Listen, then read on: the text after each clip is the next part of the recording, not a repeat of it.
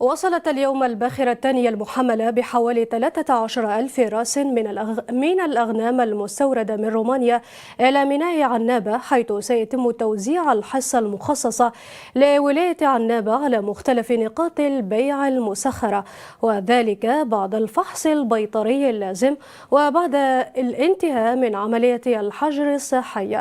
حسام الدين العبيدي في هذه المراسلة.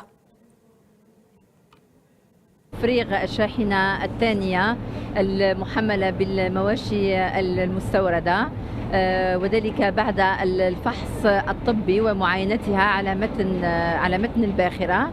سيتم نقلها مباشرة إلى مراكز الحجر الصحي.